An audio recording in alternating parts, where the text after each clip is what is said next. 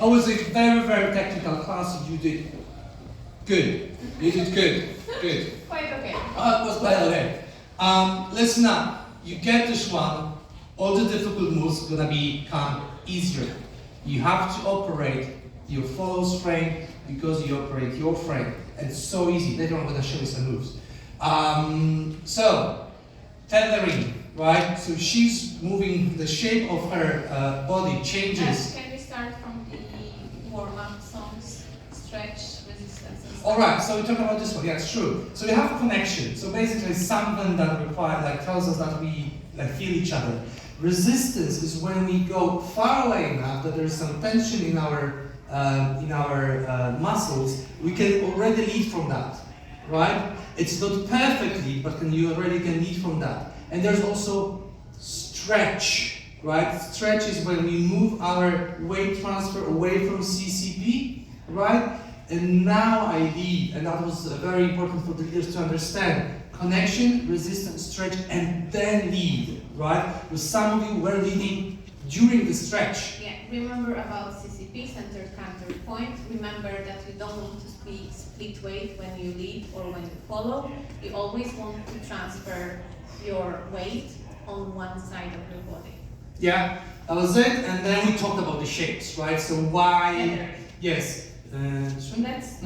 Why follow sometimes should shape faster or slower, right? So when I go 1, 2, 3, and 4, 5, and 6, that's going to be a quite a slow shape for her to turn. But I can go 1, 2, 3, and 4, 5, and 6. So she turned faster towards me because I moved my body, not because she decided to do so. Yeah, and followers, this is exercise for you to grab your wrist to feel it better and easier. You still need to have engage.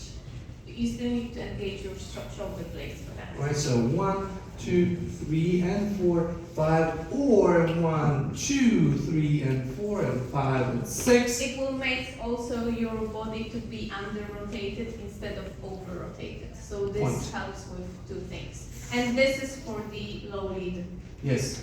If I start leading high, you're gonna shift your wrist somewhere else. Yes. So 1, 2, 3, and 4, or 1, 2, and 3, and 4, or 1, 2 away and compression 5 and 6. And followers, for you it's easier to follow if you remember that your foot will be below the CPP.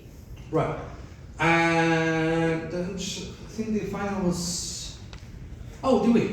Right? So hopefully you're not going to be using J-hook anytime soon. So if you just want to whip, you go 1, shape the follow, 3 and 4, you go 5, 6, 7 and 8, and we talked about we didn't tell about that, but on 2 followers you can be on the slot.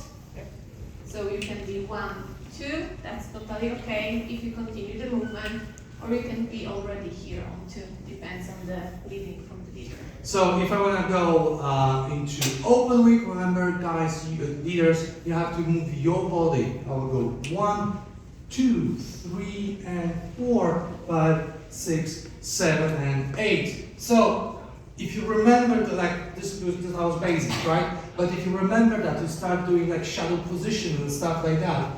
It's the leader's movement that creates shadow position, right? I'm not trying to force my follow to like, oh look, shadow position, right? And I didn't move my body at all, right? You have to move. Thank you very much. See you at the party.